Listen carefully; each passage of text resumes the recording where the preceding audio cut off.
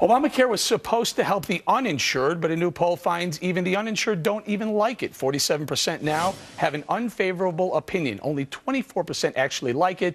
That's a big slide from a month ago. Ellison Barber is with the Washington Free Beacon. Ellison, it begs the question, why are we even doing this if the people it was supposed to help don't even like it? Right. It really is an interesting survey. And one of the most interesting things to me is the fact that within that group, you have 38% of the uninsured that aren't really sure about what the exchanges are, which you guys were just talking about, the navigators. And when you think about the millions of dollars that the government has spent on navigators to inform and get these people enrolled, they've spent $684 million on ad campaigns to drum up what this is so people enroll. And you still have a lot of people that, one, don't like it, the people who know about it, and two, some people don't even know about the exchanges. It really is shocking. Ellison, I'm doing the math. I'm just putting a pencil to paper here a little bit. President Obama claimed around 40 million people, Americans, were uninsured. If almost 50% of those, you got to assume 15 to 20 million people have an unfavorable opinion, and they're not the insured.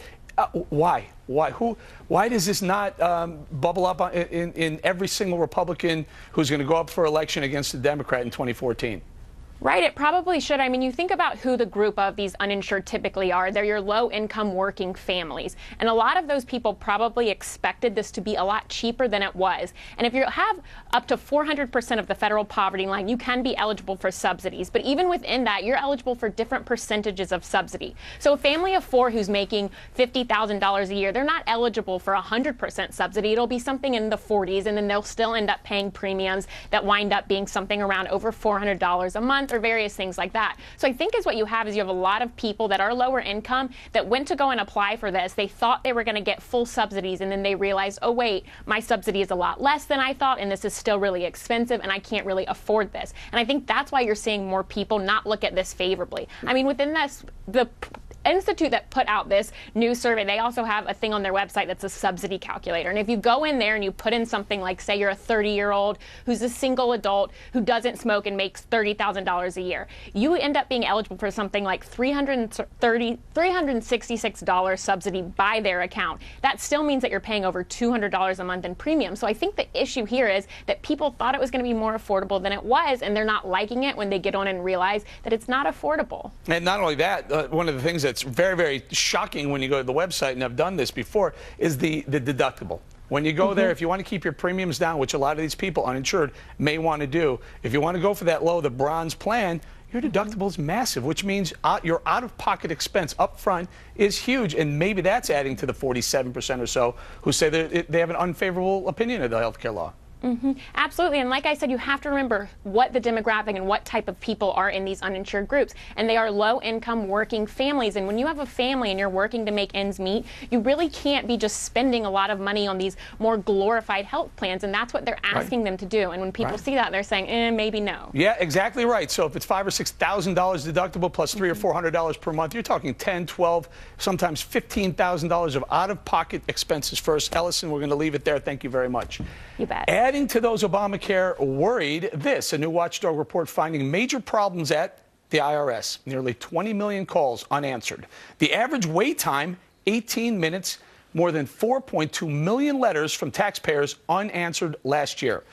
Mary Catherine Ham is wondering how the heck this agency is going to enforce Obamacare. Mary Catherine, make a great point. They can't even get the taxes right. How are they going to handle, 300 million people possibly insured?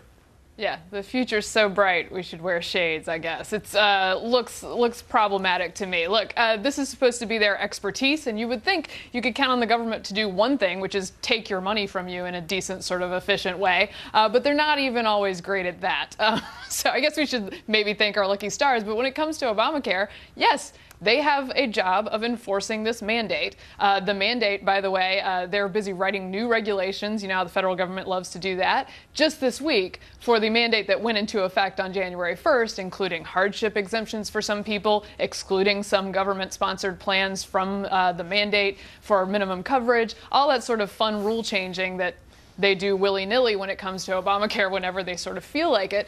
So I'm not super confident the IRS is going to have all this in line and really be attentive to this issue and make things run smoothly. Mary Catherine, do we know who these IRS agents will be? Because here's how it works. In the IRS, if you don't pay your taxes, they come after you. They garnish your wages. They go after your property. If you don't sign up for Obamacare, they don't have those teeth. So are these the same agents doing both jobs? Yeah, I do think they're among the same pool, yes, and it's all housed under the IRS, obviously. But I'm not sure exactly what the process is for figuring out who does that job. But you know, it does strike me as problematic for them to be changing the rules and writing the rules in January after this has gone into effect, and then we'll just kind of see what happens at some point. And the thing about the IRS is that take any sort of government problem where you have inefficiencies, where you have incompetence, where you have abuses, as we've seen quite colorfully at the IRS.